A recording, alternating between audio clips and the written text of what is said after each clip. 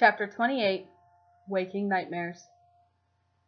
It took the better part of 12 hours before Ryan could even pretend to function again. He wasn't sure he'd slept at all. It certainly didn't feel like it. The rest of the crew had slept until midday.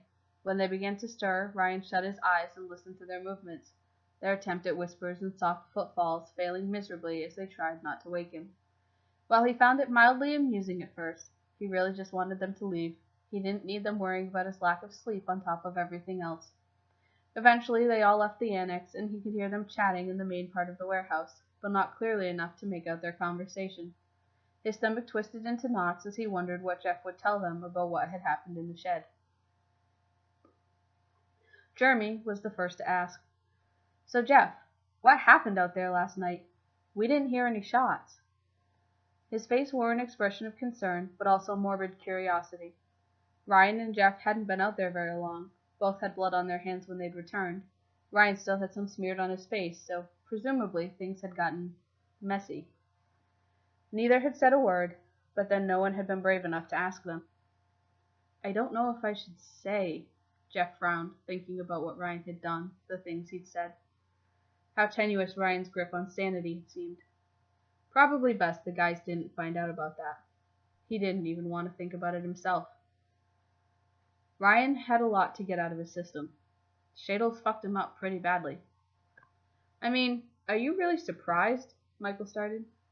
"I'd have probably beaten the guy to death with my bare hands if he'd done that shit to me." "Michael, you don't know the half of it." Jeff shook his head, checking to make sure Ryan was still asleep in the other room before closing the door to the annex and motioning the crew to move outside. The sun was warm outside, which was bad news for the body inside the poorly insulated shed. It would warm quickly and begin to smell before long. Jeff knew they'd have to dispose of it soon. The crew naturally gathered around a log, Gavin lazing back on it, casually flipping his sunglasses on and stretching his arms above his head. "You gonna give us the story then, Jeff?" The others sat or stood around the log, all focused on Jeff. Jeff kicked at some twigs on the ground absently. "So, it turns out Shadles used to be a cop," he started. "And Ryan killed his twin brother, who was also a cop." Gavin snorted. "What are the odds of that?" "Have you met Ryan?" Jack smirked. "Odds are pretty good, I'd say. It was before we knew Ryan, the first time we robbed the maze, the first time we crossed paths with the vagabond." "Oh shit, I remember that!" Michael exclaimed. "We would have been fucked if Ryan hadn't shown up." Jeff nodded. "Well, seems he held a grudge and decided to take it out on all of us. Probably fell in with the randoms naturally. No way to tell now, though." He shrugged. "What did Ryan do to him?" Lindsay finally asked plainly. Jeff winced. "It wasn't good." Michael was fired up again. "So it shouldn't be. I hope he made the bastard pay." "Oh, he suffered plenty. I did have to, Jeff continued hesitantly. "I stepped in." "Why, Jeff?" Jeremy looked up at him with a glare. He had a right to be angry. But it was done now. "I think it was the right thing to do. He was trying to get into Ryan's head, trying to play games with him, and Ryan, the stubborn son of a bitch that he is, kept listening to him. Can't fucking help himself." Jeff shook his head. "That's weird," Gavin noted with a scowl. "Why would he do that?" "Look," Jeff began, his voice taking on an authoritative tone. "Shadles was the one who shot me, yeah? That day in the field? He saw me turn on Ryan. He saw you all go after him. He's been in our comms, yeah? So he heard us trying to track down Jeremy. Heard about the ambush we set for Ryan? Smart motherfucker used us against him." Jeff let out a long breath and ran both hands through his hair and over his face, still not sure he should be saying anything at all. "Ryan was branded. Judas, it says. Back of his neck. It's all kinds of fucked up. Worst part is I think Ryan—" "Hey, what's going on out here?" Ryan's voice cut in from the doorway. Jeff nearly had a heart attack. "Jesus Christ! Ryan, you're awake!" Astutely noted. Ryan's head poked through the door. He was stuck at the stairs because of the wheelchair. He looked like he hadn't slept at all. His face was haggard, with dark circles under his still blackened eyes. His face a mess of green and purple bruises, a smear of Shadow's blood still on his forehead from the night before. Ryan, man, you look like shit, Michael pointed out with a grin. Gavin chuckled. Lindsay, Jeremy, and Jack looked more concerned than amused, while Jeff was still barely containing his shock. Thanks, Michael, Ryan replied brightly, then more seriously. What are we talking about, Jeff? I'm fucking starving. Jeff seamlessly changed the subject. Do we still have any food in this place? Ryan begrudgingly accepted a very late breakfast consisting of a can of Diet Coke and a few bites of a stale muesli bar, which he barely managed to keep down. He wasn't sure if it was side effects of the anesthesia from surgery, the lack of sleep, or the state of his nerves. Or maybe it was just the fact that the food in the place had been there for the better part of 2 years. Probably all of the above. He drained the remainder of his Coke and set down the can, eyeing it up to attempt to crush it, when suddenly there were arms around him from behind, pinning his own down by his sides. He panicked, tensing up and preparing to fight. But the arms were soft and warm and meant no ill intent, and it took a few moments to register they belonged to Lindsay. She pulled him into a hug. Ryan laughed nervously. You scared the hell out of me. He hid his panic well. His mind raced. I could have hurt you. Lindsay looked worried. Sorry, Ryan. Just thought you could use a hug. I could have hurt you like I could have hurt Jeff. He let out a breath, steadying his nerves. Well, you're not wrong, but a little more warning next time would be good. He smiled up at her, and she pulled him in for another hug, situating herself on the cot next to him. She lowered her voice to barely a whisper. I'm so sorry. If you need me to change that for you. Her eyes flicked to the bandage on the back of his neck. Ryan winced. Jeff told you? Lindsay shook her head. Sean, the nurse at the hospital, told me. Ryan nodded, faintly relieved. What did it matter if they knew anyway? It still felt intrusive, permanent, somehow like it validated it. Ryan pushed it aside, suddenly realizing Lindsay was still speaking to him. To get these for you. She held out her hand, holding a mix of pills. Antibiotics and painkillers. I have some muscle relaxants and sedatives as well if you need them. If things get real bad. What? Oh, thanks. He dutifully took what she'd given him, noticeably without the usual arguments that normally accompanied an offer of drugs. Lindsay sat with him while he waited for the painkillers to kick in, one arm draped over his shoulders, letting his head rest against hers. The contact felt nice, but part of him still felt compelled to shy away, like he was somehow undeserving of it. At any rate, he felt marginally better with the pain back down to a dull ache. Lindsay hugged him once more and went back to where the lads were trying to set up a game of Monopoly. They were looking for something, and Ryan had a vague suspicion he should have known what it was. Jeff approached him shortly afterwards, the same apologetic look on his face from the previous night. He instantly pictured the knife in his abdomen, warm blood between his fingers. How you going, buddy? Ryan gave a crooked sort of grin, hands falling into fists at his sides. Jeff grimaced. You don't have to answer that. I'm sorry about what happened. I shouldn't have... Ryan cut him off. Jeff, it's fine. It's okay. I'm fine. It wasn't entirely convincing, but it was a start. Jeff's eyebrows furrowed. You don't have to be okay, Ryan. Ryan let the words sink in for a moment, trying not to picture Jeff's blood on his hands. He sighed.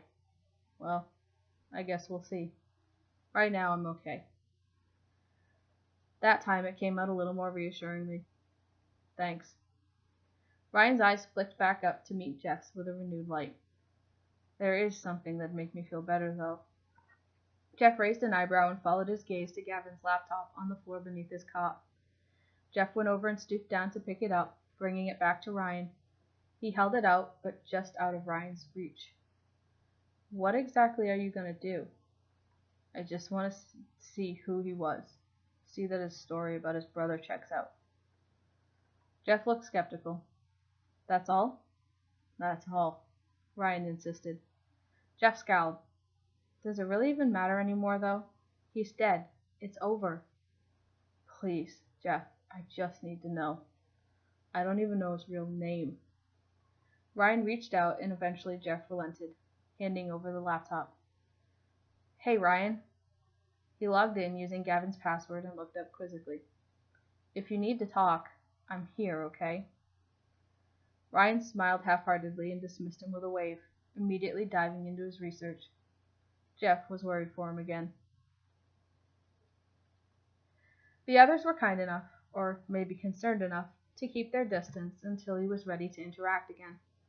Ryan buried himself in work, sifting through police files and news articles, occasionally calling Gavin or Jeremy over to help with getting access to some of the more tricky-to-obtain records. He kept up an act like nothing was wrong, just doing his usual thing, albeit a little more reservedly than usual. Sleep deprivation was hitting him hard. Trying to hold a conversation was near impossible. He struggled to be present in the moment. His mind kept drifting, catching flashes of memories like waking nightmares, and snapping himself out of them to realize he no longer had any idea what was going on around him. So the others mostly left him to it.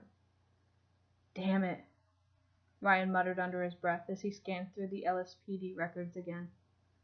Jeremy, am I missing something? What's the matter, Rye? Jeremy returned to his side. He'd been the most patient with him of all of them. Ryan squinted at the screen. I know my brain's probably not functioning at quite the optimal levels, with the head trauma and all.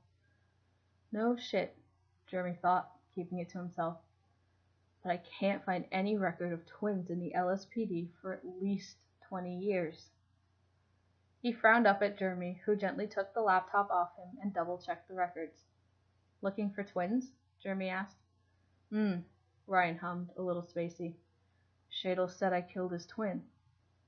Ryan watched as Jeremy spent a few minutes scowling at the screen before his fingers flew into a fury and his face contorted into a confused frown. Why would he lie about that? Ryan mused quietly. Maybe they weren't really twins? Or maybe he wasn't a cop? Jeremy suggested, but Ryan had that faraway look again. Let's try something else. Huh? I'm going to look up the police casualties from that heist, see how many are attributed to the vagabond, and then see if any of them were twins. Okay, buddy? Yeah. Okay. Jeremy frowned at him. Ryan, get some rest. I'll take care of this. We can look over it later, all right?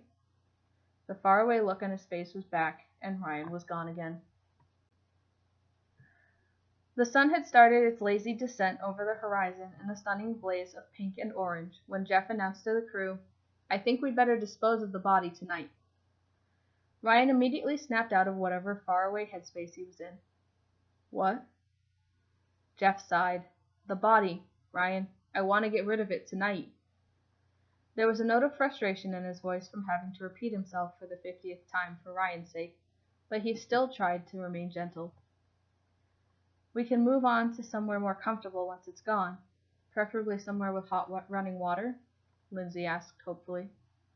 Oh, Ryan said, absently nodding. I want to collect some samples first, fingerprints and some hair, just in case. Jeff scowled. Do you really need to? Couldn't you just let it go? We still don't know who he was. We don't even know his real name. Ryan pleaded with his eyes. I know someone in forensics. I'll just pass it on and they'll let me know if anything comes up. Promise. I just need to know. Jeff's eyes met Ryan's, and there was no way he could deny such a simple request. He relented. Okay, but we'll get 'em for you. Lil J, you know how to do prints? Jeremy nodded. Yep, should be able to sort something out with what we have here. He smiled at Ryan, but Ryan didn't really notice, or if he did, he didn't acknowledge in any way. Good, Jeff nodded, before pointing a finger at Ryan. And you don't go anywhere fucking near the LSPD or their forensics labs until all of this blows over. I don't care who your contacts are. I'm serious. Ryan held up his hands defensively, flinching a little at the sudden movement towards him. I was going to mail them, he said quietly, shrinking back. Jeff suddenly felt a little bad, self-conscious of his tone and movements. He didn't think he'd been aggressive. He made a mental note that Ryan was still skittish, to be extra careful not to set him off in any way. That was the last thing he needed right now. Is there something I can do? Ryan asked cautiously. I could help with the body. Jeff rubbed his temples with a quiet groan. You're just going to get in the way. Michael shot him a worried look. Lindsay, quick thinking as always, rifled through the medications she'd brought. Oh, Ryan, I nearly forgot. She popped a few pills out and offered them to Ryan. Here, you need to take your antibiotics. You don't want to get an infection. Oh, right. Again, Ryan dutifully accepted the pills, swallowing them dry with minimal fuss. Jack snorted at his compliance. Seemed like it was always the ladies who could get him to do whatever they wanted. The sedatives she'd given him kicked in quickly. Ryan was out like a light. Lindsay felt bad for tricking him, but he did need the rest. She doubted he'd remember when he woke up anyway. In the dim light out in the shed, a black mass of flies was already beginning to lay eggs in the soft tissue of Shadow's body. Gavin gagged at the buzzing noises before they even disturbed the flies, dashing back outside the shed. I can't do this, Jeff. I'm going to wait out here. I'll get the shovels or something. Jeff rolled his eyes. It definitely wasn't the worst body they'd disposed of. That award had gone to the one they dubbed Mr. Crispy, after one of Michael's explosions had started a fat fire, the fat belonging to the aforementioned Mr. Crispy. The body had burned for hours, fueled by the layers of winter clothes the man had been wearing and his own body fat. They'd assumed it was a good way to get rid of the evidence, so they didn't attempt to put him out. In some ways, they'd been right, but the charred remains of his skeleton, coated in the greasy residue of burned flesh, had been one of the most disgusting things they'd encountered. And the smell. Jeff wrinkled his nose at the memory. This was a walk in the park compared to that. Jesus, Ryan, in the face? Jack commented as he saw the fatal wound, the withered remains of his right eyeball shrunken back into his skull from the leakage of vitreous humor. He pulled a face of disgust as he examined the wound more closely. That wasn't Ryan, Jeff admitted quietly, staring at the ground. Oh, Jeff. Jack shook his head, still disgusted at the thought. Look, can we please, Jeff started as he rubbed his face. Let's just get him out of here. Michael took his knife and walked around behind the fireplace to cut the bonds still securing Shadow's arms to the chimney. He stopped short when he saw the mangled remains of his hands. What the fuck? I'm going to say this was Ryan. He muttered under his breath, shaking his head as he waved away the flies that had settled on the open wounds. There were dozens of them, buzzing in the shed now, echoing eerily off the steel walls. Michael sliced through the duct tape, realizing with horror the very knife he was holding was the same used to butcher his hands. I'm guessing that's where the screaming was coming from then? Jeremy noted as he saw the hands and cringed. Jeff pressed his lips together and nodded, still avoiding eye contact. Jeremy blanched slightly, but got to work collecting the fingerprints and hair samples as best he could. Rigor mortis had kept the body fixed in position, and was only just starting to ease up, so it took some effort to reposition and get it into the trunk of the car waiting outside.